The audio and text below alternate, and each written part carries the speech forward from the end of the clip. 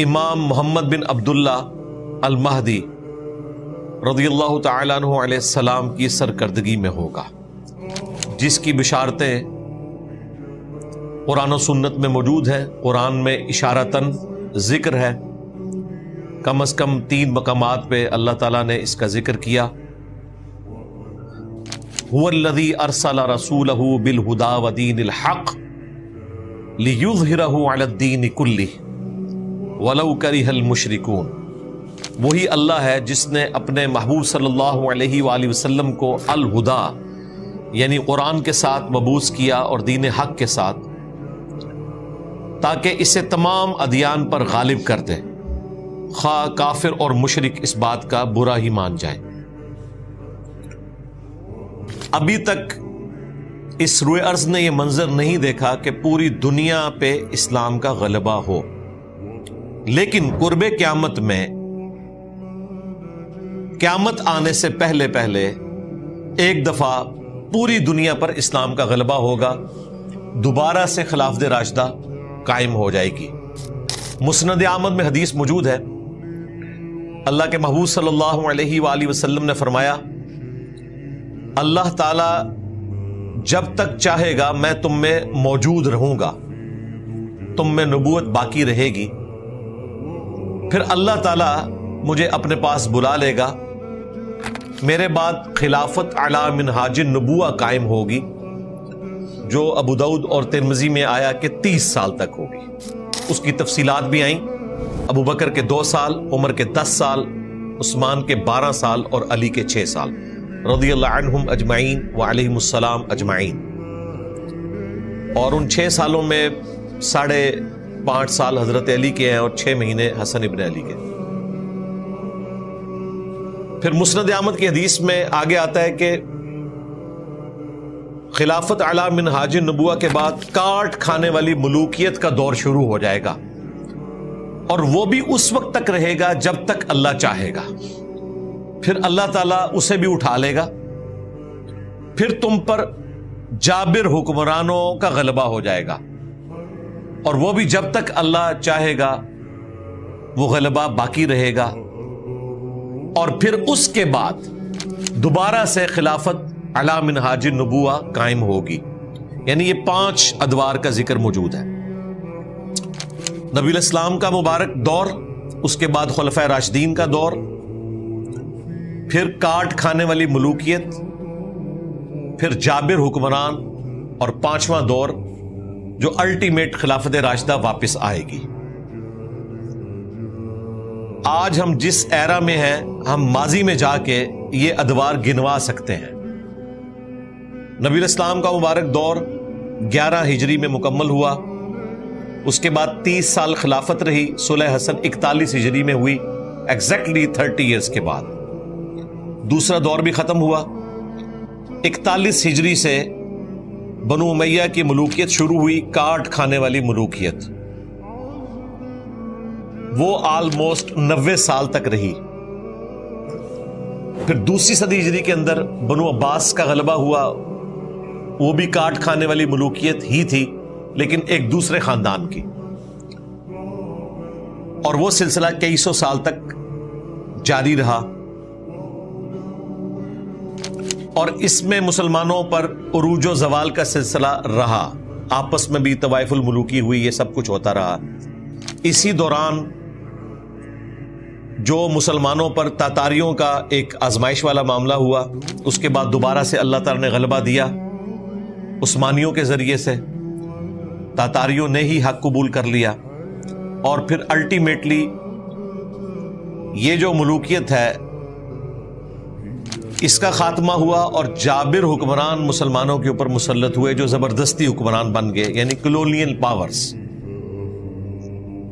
کہیں پر فرینچ آ گئے، کہیں پر گریٹ برٹن نے قبضہ کر لیا، اور یہ جابر حکمران بالآخر کافی حد تک مسلمانوں سے ٹل گئے ورلڈ وار 2 کے بعد، جب مسلمانوں کے دوبارہ سے اب آلموسٹ 58 ملک بن چکے ہیں۔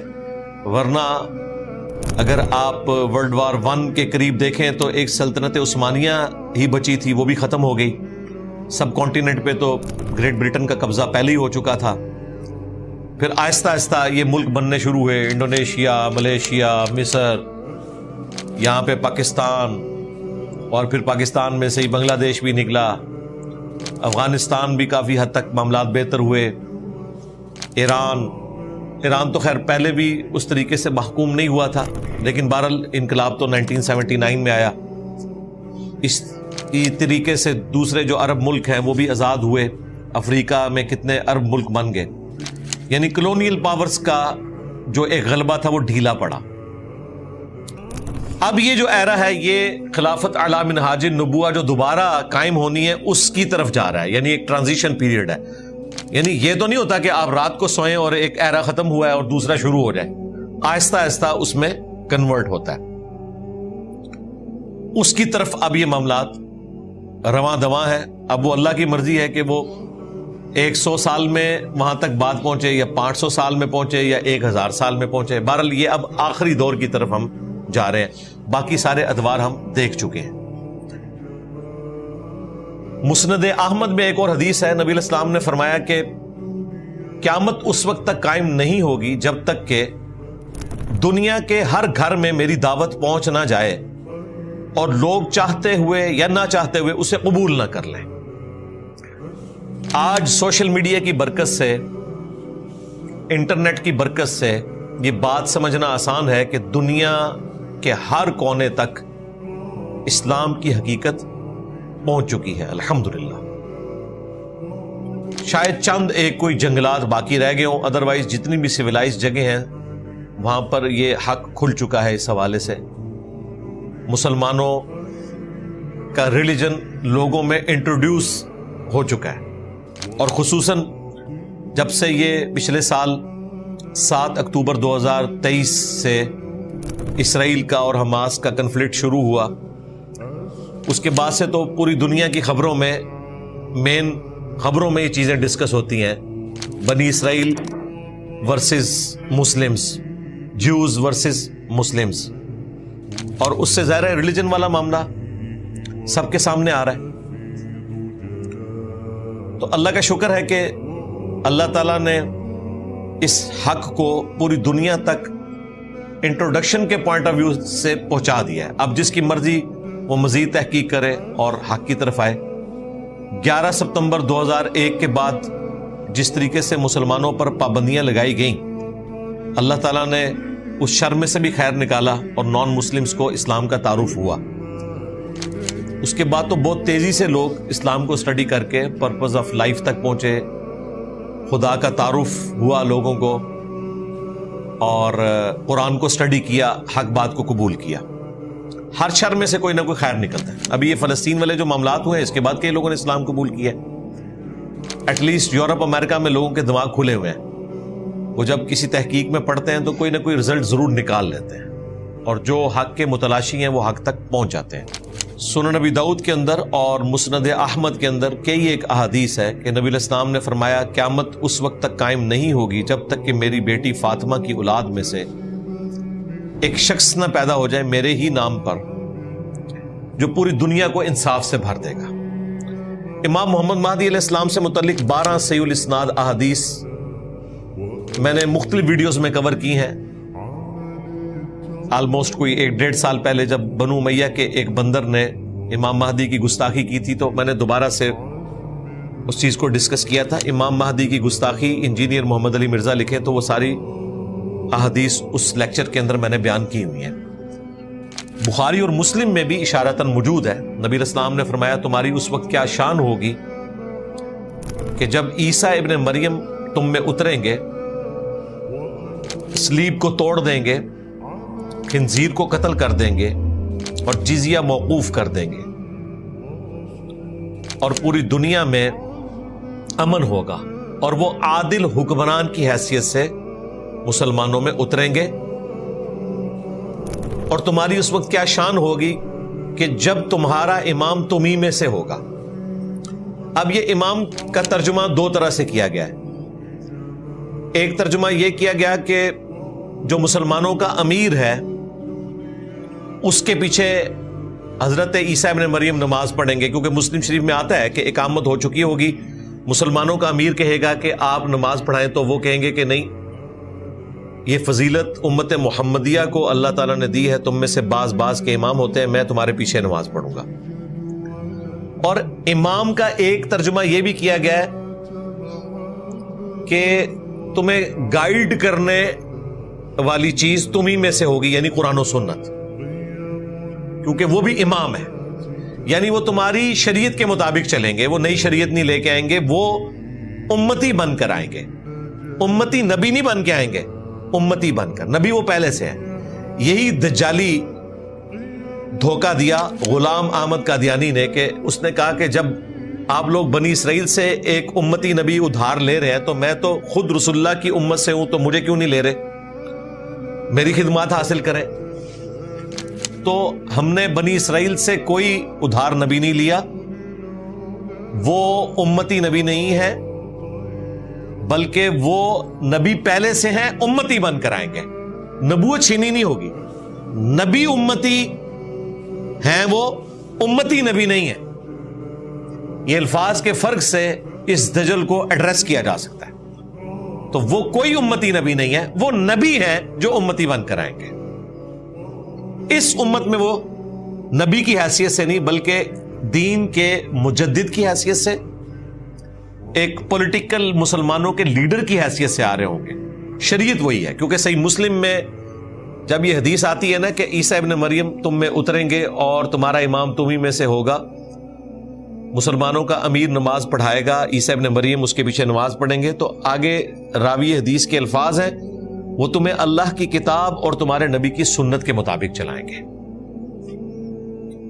یہ صحیح مسلم میں 394 نمبر حدیث ہے، سٹارٹ ہی میں، تو اس میں یہ مقدمہ بالکل کلیئر ہے۔ باقی عیسیٰ ابن مریم کا دنیا میں آنا، اس کے حوالے سے قرآن و سنت کے دلائل وہ میں الگ سے ویڈیوز میں ذکر کر چکا ہوں۔ قرآن کلاسز متحمل نہیں ہے کہ ہم اس کی تفصیل میں جائیں، کیونکہ یہ ٹاپک اس کے ساتھ جڑا ہوا تھا کہ مسلمانوں پر تیسرا عروج آنا ہے امام محمد مہدی کے ذریعے، اور اس میں بھی جو ایک کرٹیکل ایشو ہے دجال کو قتل کرنے کا، چونکہ وہ فتنہ بہت بڑا ہوگا، اس کے لیے ایک غیر معمولی انسان کی ضرورت ہے۔ امام محمد مہدی دجال کو قتل کرنے پر غالب نہیں ہوں گے، اللہ تعالیٰ عیسیٰ ابن مریم کے ذریعے اس دجال کو قتل کروائے گا۔ اللہ چاہے تو کسی چڑیا سے بھی کروا سکتا ہے، لیکن یہ اللہ تعالیٰ نے ایک اپنا پلان بنایا ہے کہ جو جھوٹا مسیح ہے اس کو قتل کرنے والا سچا مسیح ہوگا۔ اور جوز کے اوپر اللہ تعالیٰ کی طرف سے عذاب کا آخری کوڑا عیسیٰ ابن مریم خود برسائیں گے۔ کیوں؟ جب کبھی بھی نبیوں کا انکار ہوا ہے جو رسول بن کر آتے تھے، سمپل نبی نہیں رسول، تو اللہ تعالیٰ کی طرف سے عذاب آتا تھا۔ قوم نوح کے اوپر عذاب آیا، قوم عاد پہ، قوم سمود پہ، خود ہمارے نبی علیہ السلام کے کیس میں جہاد اور قتال کے ذریعے اللہ تعالیٰ نے کفار مکہ کے اوپر اور مشرکین عرب کے اوپر اور رومنز اور پرشینز کے اوپر عذاب مسلط کیا، جو سورہ التوبہ کے اندر رپورٹ ہوا۔ کیا مسلمانوں تمہاری تلواروں کے ذریعے اللہ تعالیٰ ان پر عذاب بھیجے گا۔ عیسیٰ ابن مریم کا بھی انکار کیا تھا جیوز نے، وہاں پر اللہ تعالیٰ نے عیسیٰ ابن مریم کو تو بچا لیا، لیکن دنیا میں باقی نہیں رکھا، آسمانوں پہ اٹھا لیا۔ اگر دنیا میں وہ باقی رہتے تو وہی سنت رپیٹ ہوتی کہ صرف ان کے ساتھی بچائے جاتے، باقی سارے کے سارے جیوز تباہ کر دیے جاتے۔ یہ اللہ تعالیٰ کی سنت کا تقاضا تھا کہ کوئی دنیا میں یہودی باقی نہ رہتا، کیونکہ انہوں نے وقت پیغمبر کا انکار کیا تھا۔ نوح علیہ السلام کے مخالفین بھی تو ہزاروں میں تھے، صرف 78 بندے بچائے گئے۔ یہاں پہ بھی حضرت عیسیٰ علیہ السلام کے مخالفین نے تباہ و برباد ہونا تھا، لیکن یہاں پر اللہ تعالیٰ نے عیسیٰ ابن مریم کو بچا لیا، دنیا میں باقی نہیں رکھا، وہ دوبارہ آئیں گے قرب قیامت میں۔ دوسری طرف یہودیوں کو بھی باقی رکھا، ان پر وقتاً فوقتاً اللہ تعالیٰ نے عذاب کے کوڑے بھیجے، اور یہ بھی قرآن میں ذکر ہے کہ میں قیامت تک تم پر وقتاً فوقتاً ایسے عذاب مسلط کرتا رہوں گا، ایسے لوگ مسلط کرتا رہوں گا جو تمہیں عذاب دیتے رہیں گے، کیونکہ تم نے عیسیٰ ابن مریم کا انکار کیا۔ اب آپ سوچ رہے ہوں گے کہ یہ عیسیٰ ابن مریم کے انکار کے اوپر اللہ کا اتنا غصہ کیوں ہے؟ انکار تو اور پیغمبروں کا بھی ہوا تھا، لیکن وہ یکمشتی ختم ہو گئے ان کے مخالفین۔ یعنی یہ تو نہیں ہوا کہ نوح علیہ السلام کے مخالفین کچھ زندہ رکھے گئے ہوں، کچھ مار دیے گئے ہوں، پھر وقتاً فوقتاً ان کی نسلوں پہ بھی عذاب آتا رہے، یا قوم سمود، قوم عاد۔ جیوز کے ساتھ ایسا کیا ہوا ہے کہ یکمشت اللہ نے ختم نہیں کیا اور قیامت تک عذاب آئے گا؟ یہ قرآن میں لکھا ہوا ہے۔ اس کے پیچھے ریزن یہ ہے کہ باقی سب لوگ آسمانی مذاہب کے ماننے والے نہیں تھے، بت پرست تھے۔ جیوز جو ہے نا وہ تو کلیم کرتے تھے کہ ہم پیغمبروں کے ماننے والے ہیں، ہم ابراہیمی ہیں، اس لیے انہیں سزا بڑی ملی ہے کہ تم پیغمبروں کے ماننے والے ہونے کے باوجود تم نے ہمارے اولو العزم پیغمبر عیسیٰ ابن مریم کا انکار کیا، تمہاری نسلیں بھی اب عذاب بھگتیں گی اگر وہ حق کے راستے پر نہیں آتی۔ ویسے یہ ہوا ہے کہ چند ایک خوش نصیبوں نے بعد میں حق قبول کر لیا، لیکن اوورال روش ان کی آج تک وہی ہے، اس لیے وقتاً فوقتاً ان پر عذاب کے کوڑے آئے۔ ایک تو کچھ عرصے بعد ہی آ گیا، 33 عیسوی میں عیسیٰ ابن مریم کو اٹھایا گیا، 70 عیسوی میں آلموسٹ 37 ایئرز کے بعد ٹائٹس نے ان پر حملہ کیا، جو ہم نے پچھلی دفعہ ڈسکس کیا تھا، یروشلم تباہ و برباد کر دیا۔ ہیکل سلیمانی جو دوبارہ تعمیر کر لیا تھا انہوں نے حضرت عزیر علیہ السلام کے ذریعے جو عروج ملا، اس کے بعد اس دوسرے زوال کے اندر وہ ٹیمپل بھی ٹوٹ گیا جو دوبارہ بنایا تھا۔ ایک دیوار اس کی سلامت ہے، ویلنگ وال، جس کے سامنے وہ گریا کرتے ہیں، یوں کر کے تورات پڑھ رہے ہوتے ہیں۔ اور اب انہوں نے تیسرا ٹیمپل تعمیر کرنا ہے، اور ان کا یہ عقیدہ ہے کہ وہ جب تعمیر ہوگا اس کے لیے ریڈ ہائیفرز بھی آئیں، وہ سرخ گائیں جو 5 چل پڑی تھی اور مسلمانوں کو ہاتھ پاؤں پڑ گئے۔ یعنی قرآن و حدیث سے ان کو کبھی کوئی وعید نہیں سمجھ آئی ہے، وہ انہوں نے 5 گائے لے لی۔ ہم نے اس وقت بھی کہا تھا کچھ نہیں ہوگا، اور اللہ کا شکر اپریل گزر گیا، پھر مئی بھی گزر گیا، اب یہ آج 18 اگست 2024 ہے، وہ معاملہ تو وہیں پہ رکا ہوا ہے۔ بہرحال وہ تیسرا جب ٹیمپل تعمیر کریں گے، ان کا نظریہ ہے کہ پھر ہمارا مسیحا آئے گا، اور وہ مسیحا جس کا وہ انتظار کر رہے ہیں وہ آلموسٹ 2000 سال پہلے آ کے جا چکے ہیں، عیسیٰ ابن مریم۔ اب جب وہ دوبارہ آئیں گے نا تو وہ ان کے جعلی مسیحا کو قتل کرنے آئیں گے۔ اسی لیے دیکھیں دجال کو بھی مسیح کہا جاتا ہے، مسیح الدجال، یعنی دجل والا مسایا، جھوٹا مسایا۔ اور سچے مسیح کون ہے؟ یسوع مسیح، عیسیٰ ابن مریم، وہ سچے مسیح ہیں، وہ جھوٹا مسیح ہے۔ مسایا وہ بھی ہے، وہ صحیح مسلم میں آتا ہے، اس کے حکم سے آسمان بارش برسائے گا، کھیتیاں اگیں گی۔ بخاری مسلم میں آتا ہے کہ وہ لوگوں کو قتل کر کے زندہ بھی کر لے گا۔ تو کام تو وہ حضرت عیسیٰ والے کر رہا ہوگا، لیکن وہ جھوٹا مسیح، وہ آزمائش ہے مسلمانوں کے لیے۔ سچے مسیح جو ہیں وہ عیسیٰ ابن مریم ہے۔ فیصلہ کب ہوگا؟ جب عیسیٰ ابن مریم اسے قتل کریں گے، لد نامی گاؤں کے پاس نیزہ مار کے عیسیٰ ابن مریم کی سانس سے وہ پگھلے گا۔ یہ پریکٹیکلی ایک اناؤنسمنٹ ہوگی کہ سچا مسیح وہ ہے جس نے قتل کر دیا اس جھوٹے مسیح کو۔ اگر وہ مسیح سچا ہوتا تو وہ غالب آتا نا۔ دجال کا مغلوب ہو جانا عیسیٰ ابن مریم کے ہاتھوں، یہ اس بات کا ثبوت ہے کہ یہ سچے مسیح ہیں، اور وہ آخری قسط ہے جو یہودیوں پر آنی ہے، اور اس قسط کا مشاہدہ خود عیسیٰ ابن مریم بھی کریں گے، تاکہ اللہ کی وہ سنت اسی طریقے سے قائم رہے کہ اللہ تعالیٰ اپنے پیغمبروں کو ان کے مخالفین کا عذاب ان کی نظروں کے سامنے دکھاتا ہے، اور وہ اللہ تعالیٰ دکھائے گا۔ وہ تو بخاری مسلم میں آتا ہے کہ اگر کسی پتھر کے پیچھے بھی کوئی یہودی چھپا ہوگا نا، یا درخت کے پیچھے، تو وہ پتھر اور درخت بھی بولے گا اے مسلم، میرے پیچھے یہودی ہے، اسے قتل کر دے، سوائے غرقد کے درخت کے۔ وہ یہودیوں کا درخت ہے، وہ انہیں پناہ دے گا۔ بہت بڑی ایک جھاڑی ہوتی ہے، وہ کئی بندے بھی اس میں چھپ جائیں تو نظر نہیں آتے، اور وہ ایک کمال کی جھاڑی ہے جو ریگستان میں اسی علاقے میں اگتی ہے جس کی کاشت انہوں نے بہت زیادہ کی ہوئی ہے، اور وہ یہودیوں کا درخت ہے، ایک جھاڑی نما درخت جو ان کی حفاظت کرے گا۔ باقی ہر درخت ہر پتھر بولے گا، اور یہ میدان جنگ میں ہو رہا ہے، عام حالت میں نہیں، کیونکہ اللہ تعالیٰ نے پھر فیصلہ کر لیا ان کے لیے کہ بھائی انہوں نے چونکہ اب حق قبول نہیں کیا، ان پہ اللہ تعالیٰ کی طرف سے عذاب کی آخری قسط آنی ہے۔ لہٰذا عیسیٰ ابن مریم کا دنیا میں آنا، اس کے پیچھے ٹیکنیکل ریزن یہ ہے کہ انہوں نے اپنی مخالف قوم کا عذاب اپنی زندگی میں نہیں دیکھا تھا جو باقی رسولوں نے دیکھ لیا تھا، اس لیے وہ دوبارہ دنیا میں آئیں گے اور عذاب کی آخری قسط ان کے ہاتھوں سے ہوگی، اور وہ اللہ تعالیٰ کی سنت اسٹیبلش ہو جائے گی کہ عیسیٰ ابن مریم اور ان کے ماننے والے بچا لیے جائیں گے۔ کرسچنز اور مسلمان، کرسچنز بھی اسلام قبول کر لیں گے۔ وہ سورہ النساء میں آیا کہ اہل کتاب میں سے کوئی بھی نہیں بچے گا مگر یہ کہ وہ عیسیٰ ابن مریم کی موت سے پہلے ان پر ایمان لے آئے گا۔ 40 سال تک دنیا میں رہیں گے، شادی کریں گے، ان کے بچے ہوں گے، پھر وہ فوت ہوں گے، موت انہیں بھی آنی ہے، اور پھر وہ نبی الاسلام کی قبر مبارک کے ساتھ دفن ہوں گے۔ یہ تمام چیزیں احادیث میں موجود ہیں، میں نے تفصیل سے کئی دفعہ ویڈیوز میں ریکارڈ کروا دیا ہے۔ اب لکھیں عیسیٰ ابن مریم دنیا میں دوبارہ آئیں گے، حیات مسیح، نزول مسیح، تو میری وہ ویڈیوز کھل جائیں گی جن میں میں نے ساری احادیث کو ڈسکس کیا ہے۔ بہرحال یہ حکمت کھل گئی کہ عیسیٰ ابن مریم نے دنیا میں کیوں آنا ہے۔ دوسرا، یہودیوں پر عذاب کی مسلسل قسطیں کیوں ہیں، ایک ہی دفعہ اللہ نے ان کو ختم کیوں نہیں کر دیا؟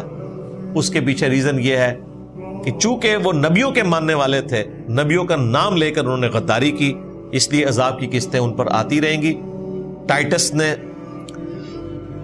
70 عیسوی میں کیا، اس کے بعد بھی کرسچنز نے بڑا مشکل ٹف ٹائم دیا ان کو، اور یہ پچھلی صدی میں تو ہم نے اتنی بڑی عذاب کی قسط دیکھی کہ 60 لاکھ یہودی قتل ہوئے ہٹلر کے ہاتھوں ورلڈ وار 2 کے اندر، ہولوکاسٹ جسے کہتے ہیں۔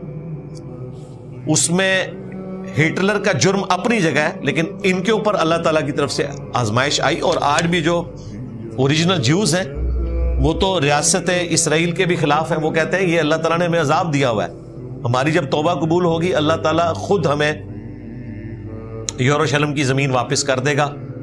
اس لیے وہ زائنسٹ موومنٹ کو صحیح نہیں سمجھتے، اس لیے آپ دیکھتے ہیں وہ جو پریکٹسنگ یہودی ہیں جن کی لمبی لمبی داڑھی ہیں بالکل اہل حدیثوں کی طرح، اور لمبے لمبے بال رکھے ہوئے ہیں انہوں نے، اور وہ کیپ پہنی ہوئی ہے انہوں نے بڑی بڑی، اور ان کے آپ دیکھیں سارے وہ دیکھنے میں لگتے ہی نہیں ہے مطلب کہ وہ مسلم ہے یا نان مسلم، صرف بالوں سے پہچانے جاتے ہیں، ادروائز داڑیاں بالکل ہماری طرح ان کی نظر آ رہی ہوتی ہے، سچی داڑیاں۔ وہ سارے تو فلسطین کا جھنڈا لگا کے اسرائیل کے خلاف پروٹیسٹ کر رہے ہوتے ہیں امریکہ میں، یورپ میں، کیونکہ وہ زائنسٹ موومنٹ کے خلاف ہیں۔ وہ کہتے ہیں یہ لوگ شریعت کے خلاف چل رہے ہیں، اور کسی حد تک ان کا موقف درست ہے، کیونکہ یہودیوں نے تو حضرت موسیٰ علیہ السلام جب دنیا میں موجود تھے اس وقت جہاد نہیں کیا تھا، تو اب انہوں نے جہاد کہاں سے کرنا ہے؟ تو اس لیے وہ جہاد اور قتال والا معاملہ کر ہی نہیں سکتے۔ یہ تو کمال کی گیم کی ہے زائنسٹ موومنٹ نے کہ کس طریقے سے انہوں نے بالفور ڈکلیریشن کر کے وہ یہودی جو کئی سو سال سے یورپ میں وہ سٹیٹس گزار رہے تھے جو ہمارے پڑوسی ملک میں شودروں کا بھی نہیں، اس سے بھی کم تر، ان کی بستیاں الگ ہوتی تھیں، اور انہی بستیوں کے کارنر پہ سارے کرسچنز اپنا کوڑا کرکٹ پھینکتے تھے، اونچی اونچی دیواریں بنائی ہوئی ہوتی تھیں، ان کے اندر یہ زندگیاں گزارتے تھے، اور ان کے اوپر ضروری ہوتا تھا ہر ایک نے اپنے بازو کے اوپر ڈیوڈ سٹار وہ 6 کونوں والا لگا کے رکھنا ہے تاکہ دور سے پتہ چل جائے کہ یہ یہودی ہے، اس سے دور رہنا ہے، اچھوت کے طور پہ ڈیل کرتے تھے انہیں اچھا نہیں سمجھتے تھے۔ اتوار والے دن تو ان پہ نکلنے پہ بھی پابندی ہوتی تھی، یعنی جو کچھ آپ کے ملک میں قادیانیوں کے ساتھ کیا جا رہا ہے نا، یہ تو شاہی کوئی نہیں جو کرسچنز نے یہودیوں کے ساتھ کیا ہے۔ آج ہم جس ایرا میں ہیں یہ ذرا آپ کو چینج نظر آ رہا ہے کہ جوز اور کرسچنز کی دوستی ہو چکی ہے مفادات کی خاطر۔ یہ پوسٹ ورلڈ وار 1 ہے، اور اس میں بھی پوسٹ ورلڈ وار 2، جس کے بعد انہوں نے ان پہ ترس کھا کے انہیں اسرائیل کی ریاست دے دی، اور ایک نئی مصیبت کھڑی کر دی مسلمانوں کے لیے جو آج تک ہم بھگت رہے ہیں، ورنہ سلوک ان کے ساتھ بہت برا ہوتا تھا۔ ظاہر ہے کہ عیسیٰ ابن مریم کرسچنز کے نزدیک خدا یا خدا کا بیٹا، اور جیوز کہتے تھے یہ دجال ہے، آؤٹ آف ویڈ لاک پیدا ہوا ہے، نعوذ باللہ۔ مجھے بتائیں 180 ڈگری عقائد اور نظریات ہوں، ایک شخص کو ایک پارٹی خدا مانے ہوئے ہے اور دوسری پارٹی کہہ رہی ہے کہ تو یہ عام انسان بھی نہیں ہے، یہ تو آؤٹ آف ویڈ لاک پیدا ہوا ہے، نعوذ باللہ۔ تو ان کا آپس میں اتفاق ہو ہی نہیں سکتا، یہ تو گستاخی سے بھی کوئی اگلا درجے کی کوئی چیز ہے، اس سے بھی زیادہ کوئی بری چیز ہے۔ گستاخی کا تو ورڈ ہی چھوٹا ہے، لیکن یہ مفادات کی خاطر پالیٹکس اور یہ سارا کچھ ہوا۔ پھر ظاہر ہے کہ 18ویں 19ویں اور 20ویں صدی کے اندر بیسک ہیومن رائٹس اور ڈیموکریسی اس قسم کی آوازوں کی وجہ سے پھر لوگوں نے وہ جو سخت مذہبی رویے تھے انہیں پیچھے رکھ کے تو اکوموڈیٹ کیا ایک دوسرے کو۔ یہ آج آپ کو بتایا جاتا ہے کہ دنیا کی معیشت یہودیوں کے قبضے میں ہے، دنیا کی غریب ترین قوم تھی یہ ایک راس چائلڈ، ان میں ایک بچہ سمجھدار پیدا ہوا آج سے کوئی 300-400 سال پہلے، اور اس نے کاروبار شروع کیا، ہے ایماندار تھا، کرتے کرتے بینکنگ کا نظام، پھر اس نے سب کو ساتھ ملایا، پوری دنیا کے بینک ان کے قبضے میں ہے۔ ادروائز یہ تو ایک سمجھ لیں تیسرے درجے کے جو شہری ہیں نا، ان سے بھی برا وقت یہ گزار رہے تھے اس دنیا میں، انہوں نے بہت مشکل وقت دیکھا ہے۔ آج ہمیں اتنی ان کی رونق نظر آ رہی پوری دنیا میں، دولت کے اعتبار سے بھی، شہرت کے اعتبار سے بھی، طاقت کے اعتبار سے بھی۔ یہ آلموسٹ سمجھ لیں پچھلے 100 سال کی گیم ہے جس میں یہ دنیا کی پالیٹکس میں اوپر آئے، اور دولت کے اعتبار سے بھی بمشکل 250-300 سال کی گیم ہے۔ اس سے پہلے یہ لوگ اسی طریقے سے غریب ہی تھے۔ تو یہ ساری ہسٹری معلوم ہونا ضروری ہے۔ اب اگلی آیات کے اندر اللہ تعالیٰ نے آفر دی ہے جیوز کو کہ ابھی بھی وقت باقی ہے، اگر تم توبہ کرنا چاہو تو ہم تمہیں یہ گلہ نہیں کریں گے کہ تم جونیئر مسلمان ہو اور دوسرے سینئر مسلمان ہیں، اللہ تعالیٰ تمہیں قبول کرنے کے لیے تیار ہے۔ وہ بیچارے سینئر ہی تھے لیکن حرکتوں کی وجہ سے جونیئر ہو گئے نا، سینئر تھے، جیوز سینئر مسلمان ہیں اس وقت۔ جو حضرت عیسیٰ ابن مریم کون ہے؟ بنی اسرائیل میں سے، ان کا انکار کر کے یہ جوز جو ہیں وہ کافر ہوئے، ادروائز انکار نہ کرتے تو سینئر ہی رہتے، اس وقت تک بھی سینئر تھے۔ جیسے ہی عیسیٰ ابن مریم کا انکار کیا، اکڑ میں آ گئے کہ یہ نوجوان لڑکا، اس کی پیروی ہم کیوں کریں؟ اتنی بڑی بڑی لمبی لمبی داڑھیوں والے لوگ بیٹھے ہوئے تھے، انہوں نے یہ نہیں دیکھا کہ بھائی وہ پیغمبر ہے، تم تو صرف علماء ہو جن کا کام پیغمبروں کی لیگیسی کو آگے لے کے چلنا ہے، اور جب پیغمبر دنیا میں آ جائے پھر تم نے لیڈرشپ چھوڑ دینی ہے، پھر مسلح آ کے پیغمبر نے سنبھالنا ہے۔ لیکن انہوں نے اپنی مسجد نہیں چھوڑی، ذلیل و خوار ہو گئے۔ نہ صرف عیسیٰ ابن مریم کے ساتھ یہ کیا، خود ہمارے محبوب علیہ السلام کے ساتھ بھی کیا۔ ادھر تو ان کے پاس اور سٹرونگ بہانہ آ گیا نا کہ نبی علیہ السلام بنی اسرائیل میں سے آئی نہیں ہے، نبی علیہ السلام تو بنو اسماعیل میں سے تھے۔ عیسیٰ ابن مریم کے کیس میں یہ بہانہ بھی نہیں تھا، وہ تو بنی اسرائیل میں سے تھے، انہیں بھی قبول نہیں کیا، نبی علیہ السلام کو بھی قبول نہیں کیا، اس لیے وہ تباہ و برباد ہو گئے۔ اب آ جائیں اس آیت کی طرف، آیت نمبر 8۔ اعوذ باللہ من الشیطان الرجیم، بسم اللہ الرحمن الرحیم۔ عسى ربکم ان یرحمکم، قریب ہے کہ تمہارا رب تم پر اب بھی رحم فرمائے۔ وَإِنْ عُدْتُمْ عُدْنَا، اگر تم نے پھر سرکشی کی تو پھر ہم تمہارے ساتھ وہی سلوک کریں گے۔ یعنی ابھی بھی ٹائم ہے، نبی علیہ السلام دنیا میں آ چکے ہیں، 2 عروج 2 زوال تم دیکھ چکے ہو، اب بھی تمہیں عروج مل سکتا ہے اگر تم حق کا راستہ اختیار کرو۔ لیکن ابھی بھی اگر تم باز نہ آئے تو ہم پھر لوٹیں گے، اور یہی ہوا کہ باز نہیں آئے، اور پھر اللہ تعالیٰ نے مسلسل ان پر عذاب کے کوڑے برسائے جو قیامت تک برستے رہیں گے۔ وَجَعَلْنَا جَهَنَّمَ لِلْكَافِرِينَ حَصِيرًا، اور ہم نے بنا دیا ہے جہنم کو کافروں کے لیے قید خانہ۔ وَلِعَوْذُ بِاللَّهِ تَعَالَى اللَّهُمَّ أَجِرْنَا مِنَ النَّارِ۔ اگر وہ حق قبول کر لیتے تو اللہ تعالیٰ نے انہیں ایکسیپٹ کر لینا تھا، لیکن ایسا نہیں ہوا۔ ان ھذا القرآن، اگر تم نے حق قبول کرنا ہے تو بے شک یہ ہے قرآن، یہدی للتی ہی اقوم، جو کہ راستہ دکھاتا ہے وہ جو کہ بالکل سیدھا ہے، وَيُبَشِّرُ الْمُؤْمِنِينَ، اور بشارت سناتا ہے اہل ایمان کو، الَّذِينَ يَعْمَلُونَ الصَّالِحَاتِ، وہ اہل ایمان جو نیک اعمال کرتے ہیں۔ صرف ایمان لانا کافی نہیں ہے، صرف اللہ کو ماننا کافی نہیں، اللہ کی بھی ماننی ہے، نیک اعمال بھی اختیار کرنے ہیں۔ ان لہم اجرا کبیرا، کہ ان کے لیے بہت ہی بڑا اجر ہے۔ اللہم اجعلنا منہم، آمین۔ وان الذین لا یؤمنون بالآخرہ، اور یہ کہ جو لوگ آخرت کے دن کے اوپر ایمان نہیں لاتے، اعتدنا لہم عذابا علیما، ان کے لیے تیار کیا گیا ہے دردناک عذاب۔ اللہم لا تجعلنا منہم، آمین۔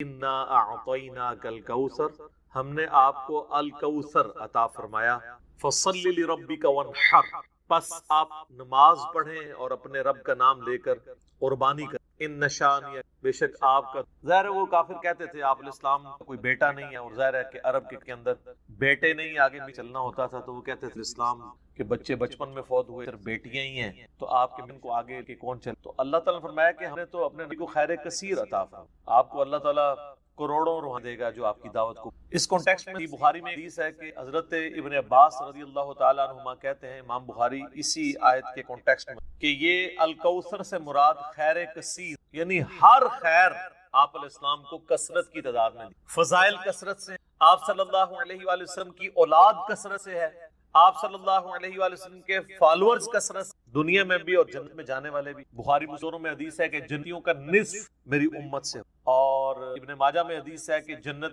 120 میں سے 80 صفحے میری امت سے، تو یہ خیر کثیر ہے آپ کو۔ تو بخاری کی اس حدیث میں آتا ہے کہ عبداللہ بن عباس کا جب یہ قول بیان کرتے ہیں حضرت سعید ابن جبیر، تو ان کو بعض تبع تابعین کہتے ہیں کہ جب ہم لوگوں سے یہ بیان کرتے ہیں نا کہ اس سے مراد خیر کثیر ہے، تو لوگ کہتے ہیں کہ نہیں، الکوثر سے مراد جنت کی ایک نہر ہے۔ تو سعید ابن جبیر کہتے ہیں جنت کی وہ نہر بھی تو خیر کثیر میں داخل ہے، حضور کو جو جنت کی نعمتیں ملیں گی وہ بھی کثرت کے ساتھ ملیں گی۔ تو یہ اس کی جو تفسیر ہے نا خیر کثیر والی، یہ سب سے آپٹیم، اس میں جو ہے وہ حوض کوثر بھی جو صحیح مسلم میں حدیث ہے کہ نبی صلی اللہ علیہ وآلہ وسلم صحابہ میں بیٹھے تھے، تو آپ کو اچانک ایک اونگ آئی، تھوڑی دیر بعد جب آپ کی آنکھ کھلی تو آپ مسکرا رہے، اور پھر آپ نے کہا کہ ابھی ابھی اللہ تعالیٰ نے مجھ پہ یہ آیات نازل، بسم اللہ الرحمن الرحیم، یعنی آپ علیہ السلام نے بسم اللہ سے سٹارٹ کی، انا اعطیناک فصل لربک وانحر ان شانئک، اور پھر آپ نے جانتے ہو یہ الکوثر کیا ہے؟ تو صحابہ نے کہا اللہ اس کا رسول بہتر ہے، تو آپ صلی اللہ علیہ وآلہ وسلم فرمایا یہ جنت میں ایک نہر ہے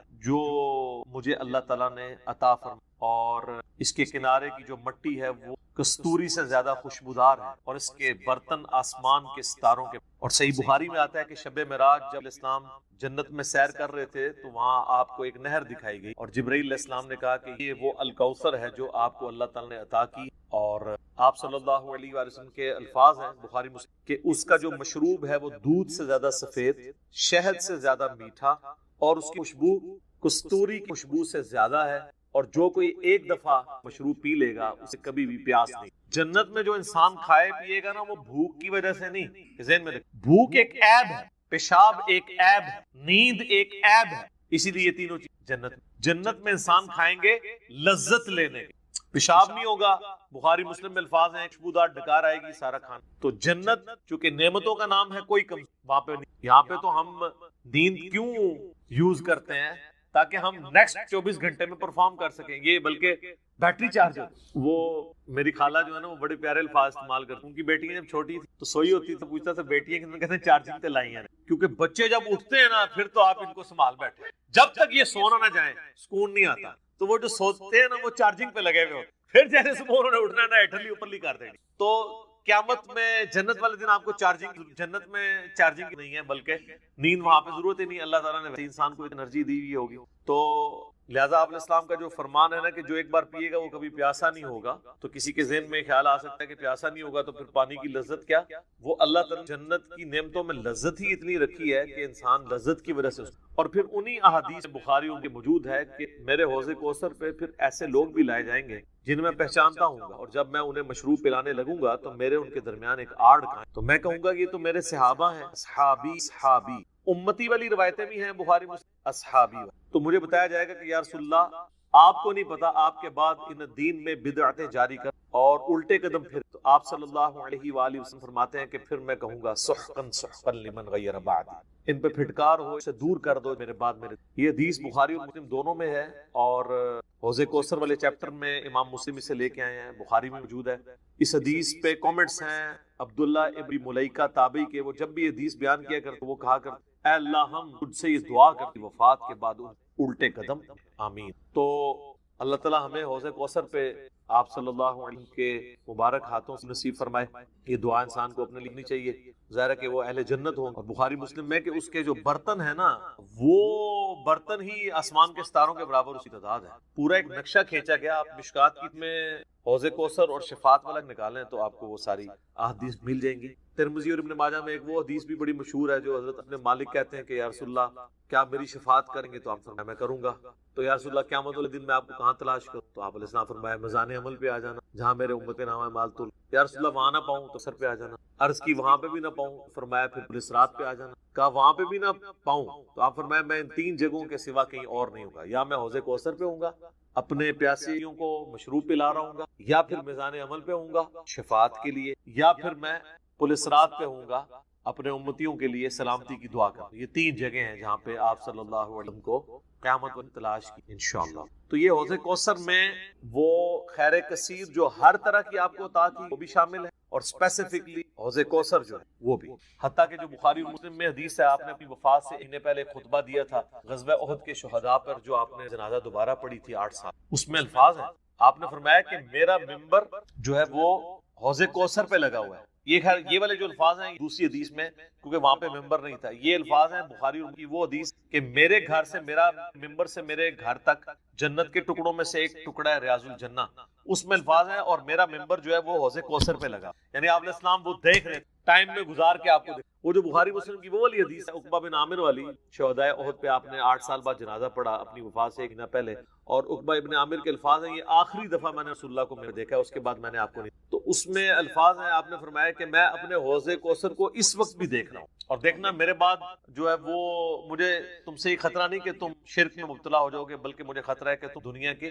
مال میں پڑ جاؤ، اس کی لالچ کو قتل کرو گے اور بھی تباہ و برباد ہو جاؤ گے جس طرح اگلی قوم، تو اس میں بھی حوض کوثر کے الفاظ موجود۔ اور پھر میرے ایک کربلا والے بھی آپ کو حدیث ہے جو میں نے حوض کوثر کا ذکر اس حدیث کے اندر بھی، جب وہ سنن ابی داؤد کی ایک حدیث، وہ عبید اللہ ابن زیاد کے پاس ایک وہ آتا ہے، ہاں یہ ابو داؤد کے اندر 4749 ہے۔ ابو طالوت تابعی کہتے ہیں کہ میں ابو برزہ کو میں نے دیکھا کہ وہ گورنر یزید عبید اللہ ابن زیاد کے پاس آئے جبکہ وہ دسترخوان پر تھا، تو اس نے ابو برزہ کو آتے ہوئے دیکھا اور کہا کہ یہ تمہارا ٹھگنا محمدی ہے، استغفر اللہ۔ ان کا قد چھوٹا تھا تو ان کا اے گینڈا محمدی، یعنی محمدی اس نے اس لیے کہا کہ وہ حضور کا صحابی، تو یہ کتنی سخت ہوئی عبید اللہ ابن زیاد۔ یہ وہی خبیث ہے جس کے بارے میں بخاری میں 3748 نمبر حدیث ہے، جس میں امام بخاری نے حسین کے ساتھ علیہ السلام لکھا کہ یہ حضرت حسین کے حسن میں کلام کرنے لگا، تو ابن مالک نے کہا کہ رسول اللہ کے سب سے زیادہ مشابہت، یہ وہی عبید اللہ۔ تو یہ صحابہ کے گستاخ ہیں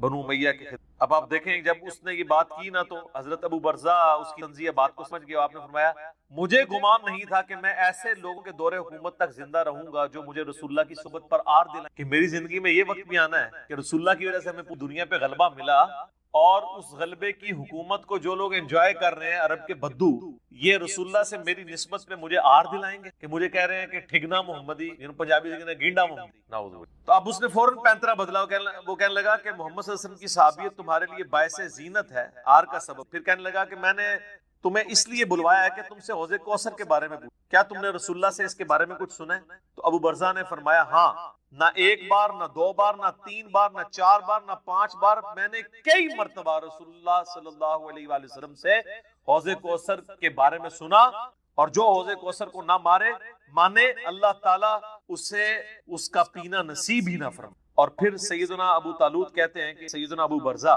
رضی اللہ تعالیٰ عنہ غصے کی حالت میں وہاں سے تشریف گئے. انہوں نے بدعا دی کہ حضور کے حوض کوثر کو نہیں مانتا اللہ تعالیٰ اس کو. تو حوض کوثر جو ہے ایک ریالٹی ہے، اور قیامت والے دن کی چند بڑی ایکٹیویٹیز جو انسان کے لیے تسکین کا باعث ہے، ان میں سے ایک عرش کا سایہ. اسی طریقے سے یہ اس گرمی کے اندر اللہ تعالیٰ کی نعمتوں میں ہم سب کو آمین. ٹھیک ہو گئی. اب میرے بھائیو جو یہ آیت مبارکہ آ رہی ہے نا سورۃ النساء کی آیت نمبر 48، یہ متقاضی ہے کہ ہم بقیہ ساری گفتگو اسی کانٹیکسٹ میں. یہ قرآن حکیم کی اگر میں کہوں نا سب سے کریٹیکل آیت ہے، تو میرا یہ دعویٰ غلط. کائنات کی سب سے بڑی حقیقت کو آشکار کرنے والی یہ آیت مبارکہ ہے، تو یہ میرا دعویٰ غلط. سورۃ النساء کی آیت نمبر 48 سورۃ النساء میں 2 دفعہ ریپیٹ، تھوڑے سے الفاظ کے فرق ہے. ایک 48 نمبر پہ اور اس کے بعد 116 کے اوپر جا کے یہ آیت آئے گی.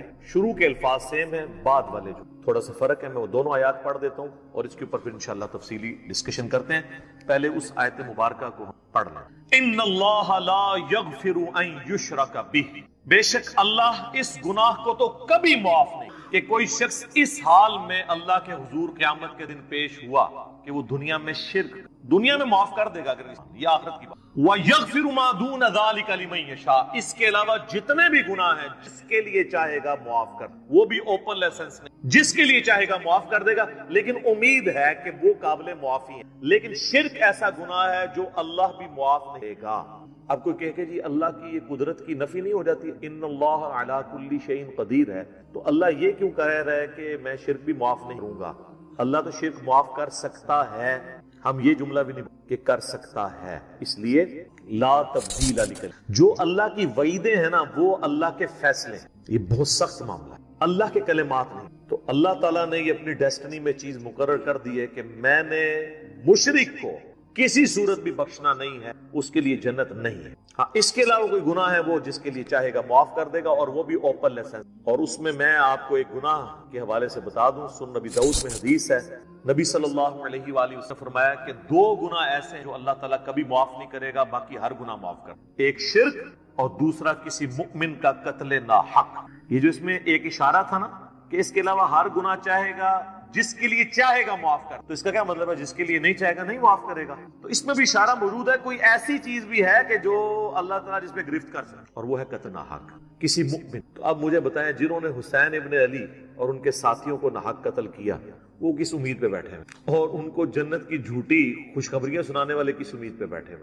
سوچنے والوں کے لیے یہ چیز کافی ہے. سن نبی داؤد کی وَمَن يُشْرِكْ بِاللَّهِ، اور جس نے اللہ کے ساتھ شرک، فَقَدِ افْتَرَىٰ إِثْمًا عَظِيمًا، تو اس نے بہت بڑا جھوٹ اللہ تعالیٰ کے اوپر باندھ دیا، بہت بڑا گناہ کر. اچھا سورہ نساء کی آیت نمبر 116 جب آئے گی نا، اس میں پہلے الفاظ تو یہ ان اللہ لا یغفر یشرک بہ ویغفر ما دون ذلک لمن یشاء، لیکن اگلے الفاظ ہیں ومن یشرک باللہ فقد ضل ضلالا بعیدا، جو کوئی اللہ کے ساتھ شرک کرے وہ گمراہ ہوا اور گمراہی میں دور جا. اللہم لا تجعلنا، اللہم من احییتہ منا فاحیہ علی الاسلام ومن توفیتہ منا فتوفہ علی الایمان آمین.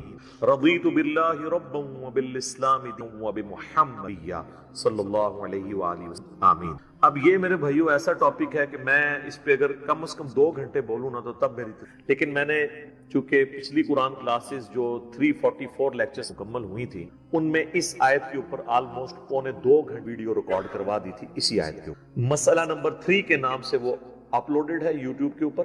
دعا صرف اللہ ہی، آپ یوٹیوب پہ ویسے بھی لکھیں نا دعا صرف اللہ ہی سے اور علی مرزا، تو وہ ویڈیو کھل جائے گی.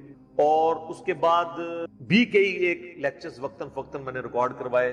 وسیلے کے نام پر دھوکہ، مجھے تم سے شرک کا خطرہ نہیں، یہ اکثر آپ سنیں. تخت بلقیس والا واقعہ، موسیٰ اور خضر والا واقعہ علیہ السلام، ہر وہ چیز جسے دھوکہ کر کے نا قبر پرستی یا بابا پرستی یا بابوں سے مانگنا سکھاتے ہیں نا، ایک ایک چیز کے اوپر میں نے الگ سے تسلی کروائی. قرآن، بخاری و مسلم، الحمدللہ. اب وہ سارے لیکچر جمع کریں تو اس ایک آیت پہ کم از کم 10 گھنٹے گفتگو، لیکن ٹائم تو متحمل نہیں ہے کہ ہم اتنی ڈیٹیل گفتگو کریں، لیکن چند ایک باتیں تو میں ضرور کروں گا. ایک ریسرچ پیپر میں نے اس کے اوپر لکھ دیا 8 صفحوں کا، آپ اہل سنت پاک.com پہ ڈاؤن لوڈ کریں گے. دعا صرف اللہ ہی، میں نے اس کا نام توحید، شرک اس طرح کا نہیں رکھا کیونکہ لوگ ان ناموں سے چڑھ جاتے. میں نے وہ چیز اس کے نام پہ رکھی کہ جس کے اوپر لوگ چڑھیں. آپ کسی بھی مسلمان سے، خواہ بریلوی ہو، دیوبندی ہو، اہل حدیث ہو، اہل تشیع ہو، جا کے پوچھیں کہ دعا کس سے کی جاتی ہے تو کیا کہے گا؟ اللہ سے. کوئی آپ کو نکھٹو قسم کا بھی بندہ یہ نہیں کہے گا کہ دعا جو ہے وہ کسی فرشتے سے ہو سکتی ہے، کسی جن سے ہو سکتی ہے، کسی پیغمبر سے ہو سکتی ہے. نہیں جی نہیں، نماز تے اللہ دی پڑھی دی ہے، دعا بھی اللہ کو. لیکن حالت یہ ہوگی کہ وہ دعا اللہ سے یہ مانگ رہا ہوگا. نماز میں تو قرآن کی وہ آیت سورۃ الفاتحہ کی 4 نمبر آیت کم از کم 17 رکھتے ہیں جو فرض ہیں روزانہ کی، ان میں 17 دفعہ پڑھتا ہوگا ایاک نعبد و ایاک نستعین. اے اللہ عبادت بھی صرف کریں گے اور مدد بھی صرف تجھی سے مانگیں گے. یہ مدد کون سی؟ دعا والی. غائب میں کسی کو پکار. ایک تو ہے آپ سامنے بیٹھے ہیں، یہ تو قرآن میں حکم ہے وَتَعَاوَنُوا عَلَى الْبِرِّ وَالتَّقْوَى وَلَا تَعَاوَنُوا عَلَى الْإِثْمِ وَالْعُدْوَانِ. نیکی اور پرہیزگاری کے کاموں میں ایک دوسرے کی مدد کرو، برائی میں مت کرو. یہ تو قرآن میں حکم ہے. میں آپ کو کہتا ہوں مجھے پانی پلا دیں، آپ مجھے پانی پلاتے ہیں، تو یہ قرآن میں حکم ہے کہ آپ نے اسباب اختیار کرنا. لیکن آپ بغداد شریف میں، اجمیر شریف میں، اور وہاں بھی قبر میں دفن، اور آپ مر چکے ہیں، آخرت کی زندگی میں زندہ، دنیا کی زندگی سے نکل چکے ہیں، اور میں آپ سے کہوں کہ پانی پلا دیں، وہی بات، وہی جملہ ایک فریم آف ریفرنس کے بدلنے سے شرک بن جائے گا. کیونکہ آپ غیر اللہ سے دعا مانگ. ظاہری اسباب میں تو آپ کافر سے بھی مدد مانگ سکتے. صحیح بخاری میں موجود ہے نبی علیہ السلام جب فوت ہوئے تو آپ کی زرہ بھی یہودی کے پاس گروی رکھی، گندم کے عوض، اناج کے، تو آپ نے یہودی سے بھی مدد لی. بعض لوگ کہتے ہیں جی نبی علیہ السلام نے غزوہ خیبر پر مولا علی سے مدد. بھئی مولا علی سامنے موجود تھے، جتنے صاحب آپ کے ساتھ تھے وہ رسول اللہ صلی اللہ علیہ وسلم کے مددگار تھے دین کے اعتبار سے. لیکن آپ نے خیبر کے موقع پر اپنے چچا کو، جو آرمی چیف تھے غزوہ بدر اور احد میں، حمزہ بن عبد المطلب، جو کہ اللہ کے شیر ہیں اور سید الشہداء ہیں، المستدرک الحاکم میں حدیث موجود ہے، آپ نے یہ تو نہیں کہا المدد یا حمزہ، امیر حمزہ میری مدد کو پہنچے، کیونکہ وہ فوت ہو چکے تھے. جو سامنے موجود تھے انہیں کو بلانا تھا. تو دو چیزوں کو ہی مکس کر. اچھا مجھے بتائیں بارش کون برساتا ہے؟ اللہ. ڈیوٹی کس کی ہے؟ فرشتوں کی. تو ہم کیا بارش اللہ سے مانگتے ہیں یا فرشتوں سے؟ فرشتوں سے مانگیں گے تو شرک ہو. لہٰذا یہ پتا چلا کہ اگر ڈیوٹیاں بھی لگی ہوئی ہوں، کہنا نا بزرگوں دی ڈیوٹیاں نے، اللہ دا کہا ڈیوٹی کسی کو نہیں پوری ہوئی. جس مزار دا کہنا نا ڈیوٹی ہے، سارے چرسی پوڈری فیمی اسی مزار تک بیٹھے ہوں، اپنے مزار دے ہوتے ڈیوٹی نہیں. چلے ڈیوٹی لگی بھی ہو پھر بھی آپ پکار نہیں. یہ جھگڑا نہیں ہے کہ مولا علی علیہ السلام مشکل کشا ہیں یا نہیں، شیخ عبد القادر جیلانی رحمت اللہ علیہ مشکل کشا ہیں یا نہیں. یہ تو جھگڑا ہی نہیں ہے. جھگڑا یہ ہے کہ اگر یہ ہو بھی تب بھی مرنے کے بعد، اس دنیا کی زندگی سے جانے کے بعد، آپ کمیونیکیشن نہ کسی فرشتے سے، نہ کسی جن سے، نہ کسی پیغمبر. اور اگر آپ ظاہری اسباب کی بات کرتے ہیں تو سب سے بڑا مشکل کشا ظاہری اسباب میں اس کائنات میں انسانوں کے سورج ختم ہو جائے، سارے انسان، چاہے کوئی بزرگ ہے یا غیر بزرگ، چاہے مسلمان ہے یا کافر ہے، فارغ. سورج ختم، زمین اپنی نباتات نہیں پیدا کر سکتی فوٹو سنتھسس کے ذریعے جو کرتی ہے. جب زمین اگانا چھوڑ دے گی تو اگر آپ جانور بھی کھائیں گے تو کتنا عرصہ. جس طرح ہمارے حکمران ہمیں کہتے ہیں کہ اگر ٹماٹر مہنگے ہیں تو دہی ڈال دو، تو اگر زمین اگانا چھوڑ دے تو ہم جانور کھائیں گے تو کتنا عرصہ، مچھلیاں کھائیں گے تو کتنا عرصہ، وہ بھی ساری مر جائیں گی ہمارے کھانے سے پہلے ہی. دنیا پہ موسموں کا تبدیل ہونا، ہواؤں کا چلنا، ہر زندہ چیز کی خوراک، یہ ایک سورج کے. تو پھر سب سے بڑا مشکل کشا کون ہوا؟ آج تک کسی کافر نے بھی کہا المدد یا سورج میری مدد. ہمیں کبھی وہم بھی نہیں آتا. سورج کی برکت سے ہی گلیشیئرز کا پانی پگھل کے دریاؤں میں آتا ہے. زمین کے نیچے بھی دریا چلتے ہیں، زمین کے اوپر بھی، جس پانی سے ہم لوگ زندہ ہیں. اور وہ گلیشیئرز تک پانی پہنچنا بھی سورج کی وجہ سے ہے، کیونکہ سورج ویپوریٹ کرتا ہے سمندر کے پانی کو، وہ ہواؤں اور بادلوں کی شکل میں ہم پر بارش کی شکل میں اور پہاڑوں پہ برف کی شکل میں برستی. ورنہ یہ کروڑوں ٹن پانی اگر سمندر سے شفٹ کرنا پڑے، اس کا نمک نکال کے گلیشیئر کی، پوری انسانیت قیامت تک بھی لگی رہی. یہ نہیں کرتا. جو کہتے ہیں نہیں خود بخود، اور جو کام کرنے سے نہ ہو وہ خود بخود کیسے ہو سکتا ہے؟ جب تک آپ اس کے پیچھے ڈیوائن سورس مان لیں. God is the only of all the physical. خدا ہی وضاحت ہے اس کائنات میں ہونے والے ہر فزیکل فینامنا کے پیچھے. وہ ڈیوائن سورس. ڈیوٹی لگائی دی. 15 ارب سال سے سورج چل رہا ہے، اس میں فیول کون ڈال رہا ہے؟ اسے کان سے پکڑ کے کون چلا رہا ہے؟ سورج کو خود بھی نہیں پتا کہ وہ کیا کر رہا ہے. لیکن سورج کو ہم کیا مشکل کشا مانتے ہیں؟ حالانکہ ساری مشکلیں ہماری وہی حل کر. ہم کہتے ہیں سبب ہے، پھر بھی نہیں پکارتے. اتنے بڑے سبب کو آپ پکار نہیں رہے تو بابے کی طرف. بابے تو خود آپ کے نذرانوں پہ چل. کھانا کھا لیں تو انہیں ٹوائلٹ کی ضرورت پڑ جاتی ہے. اور جو کوئی کہتا ہے نا میں سمندر، دریا یا زلزلہ روک، وہ اپنا پیشاب کو روک کے بتاتے ہیں. وہ پچھلے دنوں ایک انڈیا کے وہ مولانا صاحب کی ویڈیو بھی اپلوڈ ہوئی تھی نا کہ شیخ عبد القادر جیلانی کی مجلس میں ایک وقت کے بہت بڑے ولی بیٹھے تھے، اس دوران انہیں پیشاب آ گیا اور شدت سی تھی، روک لیتے نا، انہیں خود مان لیا کہ بزرگ نہیں پیشاب روک